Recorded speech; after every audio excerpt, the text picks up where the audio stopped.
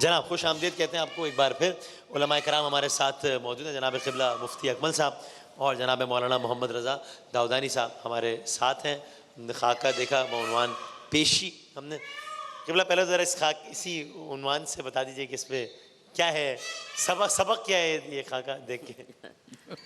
بسم اللہ الرحمن الرحیم. ایک تو دنیاوی لحاظ سے سبق یہ ہے کہ اپنی زندگی میں سب کچھ اپنے اولاد کو نہ دے دو، کیونکہ ہاتھ کٹ جائے گا تو پھر بعض اوقات رویے بدل جایا کرتے ہیں. اس لیے کچھ اپنے پاس بھی رکھنا چاہیے، یا سب کچھ اپنے پاس رکھیں اور اپنے اولاد کو آسانیاں فراہم کریں. آپ کے مرنے کے بعد تو وراثت ان کو مل ہی جانی ہے. دوسری بات یہ ہے کہ ہمیں ماں باپ سے تعلق اللہ تعالیٰ کی رضا کی خاطر رکھنا چاہیے، مفادات کی خاطر نہیں کہ ان سے فائدے حاصل ہو رہے ہیں تو رسپیکٹ کریں، اور فائدے منقطع ہو جائیں تو پھر ہم ان کی تعظیم کرنا ہی چھوڑ دیں، جو اکثر فطری تقاضا ہے. جیسے اس میں ہوا کہ بیٹے کے نام اگر وہ بزنس کر دیا، سب اس کے حوالے کر دیا، تو وہ رویے بدل گئے اور وہ اپنی فیملی کے ساتھ علیحدہ ہو گیا. چاہے وہ کوئی معقول وجہ تھی، کیسے بھی تھی، لیکن بہرحال باپ کو نہیں چھوڑا جا سکتا. تو اس لیے ماں باپ کے ساتھ جو ہمارا تعلق ہے وہ اللہ کی رضا کی خاطر ہے، اور ان کے وہ احسانات کہ اگر وہ کچھ بھی ہمارے لیے نہ کرتے، کچھ بھی نہ کرتے، تب بھی ہمارے لیے دنیا میں آنے کا سبب بننے کی وجہ سے ان کا احسان اللہ نے یاد دلایا ہے. اس احسان کو یاد رکھ کر ان کے ساتھ مناسب رویہ رکھنا چاہیے.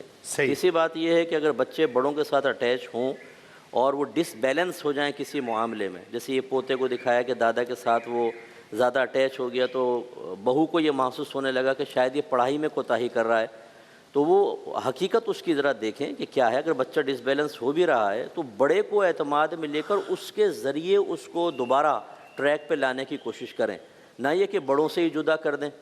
جیسے ہمارے اکثر ہوتا ہے کہ اگر وہ بہو ہوتی ہے تو وہ اگر ساس کے پاس زیادہ بیٹھنے لگ گیا، یعنی دادی کے پاس، تو وہ اس کے خلاف ہی چابی بھرتی ہے، دیکھ اس کے پاس نہ بیٹھا کر، بڑی خطرناک ہے یہ بڑھیا، میں اتنے عرصے سے برداشت کر رہی ہوں، بیٹا تجھے بھی خراب کر دیں گی. اور یہ پھپھیوں کے پاس تو بالکل نہ بیٹھ. وہ بچے کے ذہن میں ایک جنگی تصور آ جاتا ہے کہ شاید یہ بارودی سرنگیں بچھا کر بیٹھے ہیں، پتہ نہیں کیا کچھ ہو جائے گا. تو یہ غلط رویہ ہوتا ہے. کچھ عرصے بعد وہ بچہ خود انہی سے بدزن ہو جاتا ہے، کیونکہ آپ ایک جرأت فراہم کر دیتے ہیں بڑے کے اگینسٹ آنے کی. تو اس پہ توجہ کرنی چاہیے. بسم اللہ الرحمن الرحیم. ظاہر ہے کہ مفتی صاحب نے بہت ایلیکوینٹلی اپنے مخصوص انداز میں اس پر تبصرہ فرمایا اور بڑا سیر حاصل تبصرہ فرمایا. اچھے برے کیسز ہر طرح کے آپ کو معاشرے کے اندر مل جائیں گے. بہت سے ایسے بچے ہیں کہ جنہوں نے اپنی جوانی کے اندر اپنے بوڑھے ماں باپ کی بڑی خدمت کی ہے. ظاہر ہے کہ وہ لائق تحسین ہیں، وہ اس بات کے مستحق ہیں، ان کا اچھا ذکر کیا جائے، ان کو رول ماڈل کے طور پر پیش کیا جائے. اور بعض ایسے کیسز بھی بدقسمتی سے ہیں اور کم نہیں ہیں کہ جہاں پر ماں باپ کو بالکل ہی مارجنلائز کر دیا جاتا ہے، نظر انداز کر دیا جاتا ہے، ان کی اہمیت جو ہے اس کو بھلا دیا جاتا ہے، اور اس کا نتیجہ یہ لگتا ہے کہ وہ ایک ہاتھ کی چھٹی انگلی بن جاتے ہیں کہ ایک ایسا فرد ہے کہ جس کا کوئی کردار نہیں ہے، کوئی رول نہیں ہے. لیکن یہ کہ میں آپ کی خدمت میں عرض کروں کہ بہت سے افراد اس بات کو ریئلائز کرتے ہیں کہ اگر ماں باپ میں سے کوئی ایک گھر میں موجود ہے نا، تو ان کا تجربہ ہی اتنا مفید ہوتا ہے کہ کئی چیزوں کے اندر وہ باہر سے کسی مشورے کے لینے سے بے نیاز ہو جاتے ہیں. بہت ساری ایسی چیزیں جن کو آپ گھریلو ٹوٹکے کہتے ہیں، ہوم ریمیڈیز کہتے ہیں، یہ ان کے پاس ان کے تجربات کے اندر محفوظ ہیں. بعض چھوٹی چھوٹی بیماریاں ہوتی ہیں، اس کے اندر آپ کو ڈاکٹر کے پاس بھی جانے کی ضرورت نہیں پڑتی. میں نہیں کہتا کہ کوئی بڑا مسئلہ ہو تب بھی نہ جائیں، لیکن بہت سے چھوٹے مسئلے ہوتے ہیں گھر ہی کے اندر وہ سالو ہو جاتے ہیں، اس لیے کہ یہ ماں باپ جو ہیں ان تجربات سے گزرے ہوئے ہوتے ہیں. اور ان تجربات کی وجہ سے وہ اپنے بہو کو، اپنے بیٹوں کو، بیٹی کو ایک اچھا مشورہ دے سکتے ہیں. تو ایک لمٹ کے اندر رہتے ہوئے ساری چیزیں ہوں تو بہت اچھا ہے. جو بزرگان ہیں وہ بھی اگر اپنے بہو کو یا اپنے بیٹے کو تھوڑا سا اسپیس دیں، ایسا نہ ہو کہ ان کو یہ لگے کہ ان کی پرائیویسی بالکل ہی کمپرومائز ہو گئی ہے. بہت ہی زیادہ ڈانٹ ڈپٹ کرنا، بہت ہی زیادہ ہر چیز کے اندر مسلط ہو جانا، یہ بھی اچھا نہیں ہے. اس لیے کہ بہرحال ان کی اپنی ایک مستقل زندگی ہے، بالغ ہو چکے ہیں، اپنے فیصلے کر رہے ہیں، رشید ہو چکے ہیں، لیکن یہ ہے کہ بہرحال ہر چیز اپنے مقام پر ہو، اعتدال اور عدالت. اور اس پر آپ کی کیا رائے ہے؟ مفتی صاحب کی جو رائے ہے، آپ کا کیا خیال ہے کہ یہ کوئی بہت زیادہ اپریشیٹ کرنے والی روش نہیں ہے کہ آپ سب کو بچوں کے حوالے کر دیں، ورنہ پھر وہ چونکہ وہ کام الٹا ہی پڑ سکتا ہے، نہیں کرنا چاہیے ایسا؟ یا یعنی بالکل 100% کرنے کا مطلب تو یہ ہے کہ ظاہر ہے کہ اپنے ہاتھ پاؤں بالکل ہی کاٹ لیے، اس سے خدا نہ کرے کہ اگر یہ رویے تبدیل ہو گئے تو پھر یہ ریووکیبل نہیں رہے گا نا معاملہ، یعنی یہاں پر تو پھر وہی عدالت کی کارروائیاں اور یہ ساری چیزیں جو ہم خلاصہ سن رہے تھے اس کے اندر بیان کی گئیں، اب پھر وہی ہبہ کی اور وہ شرعی بحثیں بھی اس کے اندر پہ شروع ہو جاتی ہیں کہ دینے کے بعد لیا جا سکتا ہے یا نہیں لیا جا سکتا، تو اس کی اپنی نزاکتیں ہیں، لیکن یہ ہے کہ بہرحال اگر اعتماد کرتے ہوئے دیا جائے تو ایک تحفہ ہے، وہ اچھی بات ہے، لیکن یہ کہ ایسا بھی نہ ہو جائے کہ یہ بالکل ہی کسی اور کے دست نگر بن جائے، یہ بھی نہ ہو۔ صحیح، بالکل صحیح۔ مفتی صاحب یہ کچھ ذرا کچھ اور فقہی نوعیت کے کچھ سوالات وغیرہ کچھ ذرا کر لیں وہاں، وہ یہ کہ بھئی اگر قرآن پاک میں جو جن آیات پہ سجدہ واجب ہوتا ہے اگر وہ اس وقت بھول جائیں تو پھر اس کی قضا ہو سکتی ہے یا بس پھر گناہ گار ہو کر قضا نہیں ہے اس کی؟ یہ سجدہ تلاوت میں ہمارے یہاں قضا کا کوئی تصور نہیں ہے۔ اچھا، یہ اس کا پوری زندگی وقت ہوتا ہے، لیکن جلدی کرنا مستحب ہے۔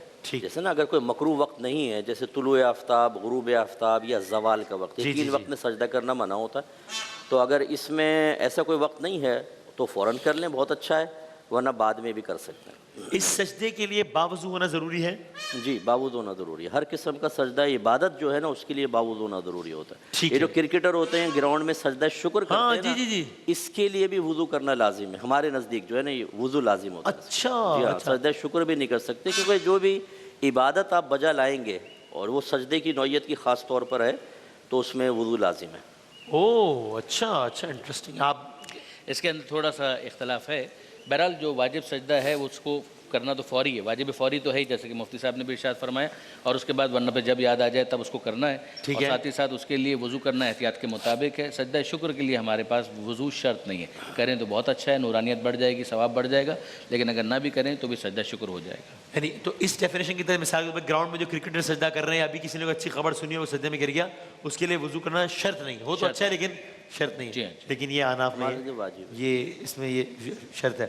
اور قضا کا اس میں بھی آپ کے فقہ جعفریہ میں بھی یہی ہے، جب یاد آئے تب اس کو اپنے اس واجب سجدے کو ادا کرنا ہے، اس کے اندر قضا اور ادا کی نیت کی ضرورت نہیں ہے، بس وہ اپنے واجب سجدے کو ادا کرے۔ ٹھیک ہے۔ جو افراد بہت زیادہ شکی ہوتے ہیں، ہم نے نماز میں شک کے حوالے سے تو بہت سارے سوالات آ چکے ہیں، سحر میں بھی اور افطار میں بھی، وضو کے حوالے سے اگر کچھ لوگ بہت زیادہ شک کہ پتہ نہیں باقی رہا نہیں رہا، کیا تھا نہیں کیا تھا، تو کیا اس معاملے میں جو کثیر الشک ہو اس کے لیے کوئی مختلف حکم ہے؟ دیکھیں ہمارے یہاں مشہور ضابطہ ہے کہ الیقین لا یزول بالشک، یقین شک سے زائل نہیں ہوگا، کیونکہ یقین قوی ہوتا ہے اور شک ضعیف ہوتا ہے، ٹھیک ہے، اور کمزور قوی کو ختم کرنے کی صلاحیت نہیں رکھتا۔ ٹھیک ہے، آپ کو یہ یاد ہے میں یقیناً وضو کیا ہے، اب شک پڑ گیا، ٹوٹ تو نہیں گیا، صحیح، یہ ہے شک، وہ ہے یقین، اس کو زائل نہیں کر سکتا، وہ باوضو ہے۔ ٹھیک۔ اور یہ بات لوگ کہتے ہیں چلو احتیاطاً کر لیتے ہیں، ہمارے یہاں کہتے ہیں نہیں احتیاطاً یہ نہیں کرنا، یہ شیطان کی اطاعت ہے، کیونکہ اس نے وسوسہ ڈالا، آپ ایک دفعہ کر لیں احتیاطاً، روزانہ احتیاط کرتے رہیں گے، اتنی احتیاط ہو جائے گی کہ بعض لوگ کہتے ہیں ہم سے مفتی صاحب ایک گھنٹہ شاور کے نیچے کھڑے رہتے ہیں کہ پاک ہوا نہیں، اور اطمینان ہی نہیں ہوتا، شاید کمر سوکھی رہ گئی، یہ ہو گئی وہ ہو گیا، تو وہ بیچارے وسوسوں سے۔ میں نے دیکھے ہیں ایسے لوگ، آپ نے تو خیر بہت دیکھے ہوں گے، لیکن ہاں جیسے مفتی صاحب نے ارشاد فرمایا کہ ہمارے یہاں بھی یہی ہے کہ استصحاب جاری کیا جائے گا کہ اگر یقین کی کیفیت تھی اور بعد میں شک ہو رہا ہے تو استصحاب ہی جاری کیا جائے گا، یہی مانا جائے گا کہ جو یقین کی کیفیت ہے وہی باقی ہے۔ صحیح ہے۔ لیکن اس کے بعد جو ایک دوسرا مسئلہ ہے وہ یہ ہے کہ اگر وسوسے والا معاملہ نہ ہو،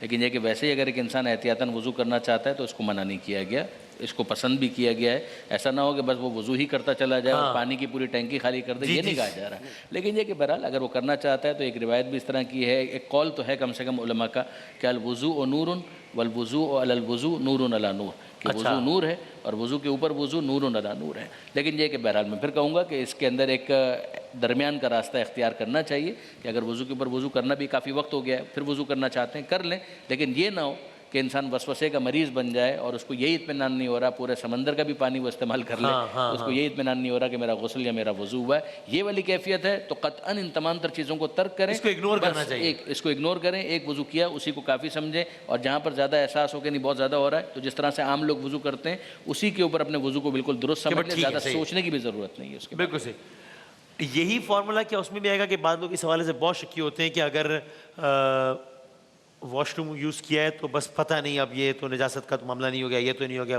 ایک تو ہوتا ہے ٹھیک ہے آپ کو بہت آبویسلی کوئی نظر آ گیا ہو تو ٹھیک ہے، لیکن اس میں بھی اگر کوئی شک کے عالم میں ہی رہتا ہے ہر وقت کہ پتہ نہیں اب یہاں یہ ہو گیا یہاں یہ ہو گیا، تو اس کثیر و شک کو ایوائڈ کرنا چاہیے، اگنور کرنا چاہیے۔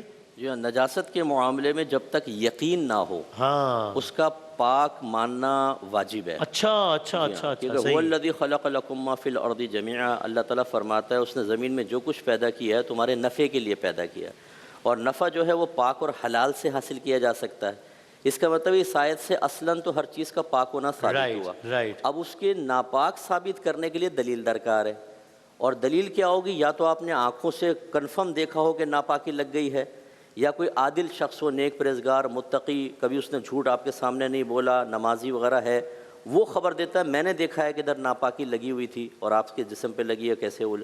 یا پھر اس میں نجاست کا اثر ظاہر ہو رہا ہو، کوئی اسمیل وغیرہ آ گئی یا کلر وغیرہ آ گیا، تب ہم کہیں گے کہ ناپاک ہے، ورنہ ہر چیز کو پاک ماننا لازم ہے. اب یہ جی فلاں نمک میں کوئی ناپاک چیز ملی ہوئی ہے، فلاں مشروب میں شراب ملا دی جاتی ہے، اس ضابطے کے تحت ایسی افواہوں کا کوئی اعتبار نہیں جب تک یقین کے درجے پر نہ آ جائے. یا پھر جس طرح میں جتنے اس میں ملفوظ الفاظ پوچھ سکوں کہ اگر آپ کو کہتا ہے کہ کوئی پبلک واش روم یوز کیا یا ویسے بھی، تو یہ ہوتا ہے کہ نہیں شاید جو ہے واش روم یوز کرتے ہوئے شاید کوئی ایک چھینٹا لگا ہے، یہ پتہ نہیں یہ جو یہ پانی لگا تھا یا نجاست لگی تھی، یہ کچھ اس میں بھی یہی فارمولا آئے گا. ہاں بالکل یہی ہے. اب جیسے وہ واش روم سے کوئی ننگے پیر آ گیا نا، برہنہ پا، وہ گیلے پیر بولتے ہیں شاید ارے سب ناپاک، نجس کر دیا، سب نجس کر دیا. یا ہاتھ اس نے لگایا گیلا تو پتہ نہیں یار صابن سے دھویا بھی تو نہیں دھویا تھا. یہ سب وسوسے ہیں نا، جب تک یہ یقین کی کیفیت. ورنہ آپ اس صوفے پہ بیٹھے گارنٹی نہیں پاک ہے. ٹھیک ہے، سوچتا ہی رہوں پھر میں کیا. ہاں یہ تو وسوسے کا تو کوئی حد ہی میں نہیں ہے نے نا. جب لوگوں کو دیکھا ہے کہ جو یعنی پہلے وہ یعنی وہ نل کھولتے ہیں یوں، میں نے واقعی مذاق نہیں کر رہا، وہ نل یوں کھولتے ہیں کہ یہ نل تو گیلا ہے اور اگر میں نے ہاتھ لگایا تو ہاتھ گیلا ہو جائے گا، پھر وہ ہاتھ یہاں لگایا تو یہ بھی نجس ہو جائے گا. تو یہ نل یوں کھول کے پھر وہ پانی لے کے پہلے نل پہ ڈالتے ہیں. کیا میں نے نل پھر پتہ نہیں کیا کر رہے ہوتے بیچارے، اور اسی میں لگے ہوئے ہیں وہ. تو یہ میں نے خود دیکھا ہے. اصل میں تقویٰ نہیں ہوتا، تقوی کا ہیضہ ہوتا ہے یہ بالکل یہ بہت بڑی مصیبت ہے. یقین جانیے کہ بہت بڑی مشکل ہے. بنیادی فقہی تربیت اگر نہیں ہوگی نا تو انسان زندگی بھر ان چیزوں میں پریشان. یہ جملہ بہت اچھا ہے، خوبصورت جملہ ہے. یعنی آپ یہ تربیت بہت بنیادی فقہی تربیت. ہوتا کیا ہے کہ جب ابتدائی زمانہ ہوتا ہے نا تو ان چیزوں کی طرف توجہ نہیں دی جاتی. پھر زندگی جب آگے بڑھتی ہے تو کہیں خوف خدا آتا ہے. جب خوف خدا آتا ہے تو انسان کہتا ہے کہ مجھے عمل کرنا ہے، لیکن اب عمل کرنے کے لیے تربیت تو پیچھے ہے نہیں، اور فریشلی وہ جا نہیں سک رہا کسی سے پوچھنے کے لیے، عالم کے پاس جا کر یا کوئی کتاب کھولے. تو اتنی توفیق جب نہیں ہوتی ہے تو پھر اپنے ذہن میں جو کچھ آ رہا ہوتا ہے اسی کو انسان دین سمجھ کر سمجھ رہا ہوتا ہے کہ میں کچھ ایسا کام کر رہا ہوں جو خدا کو راضی کر دے گا، جبکہ اس کو نہیں معلوم ہے کہ اس طریقے سے بھی وہ اپنے آپ کو پریشان کر رہا ہوتا ہے.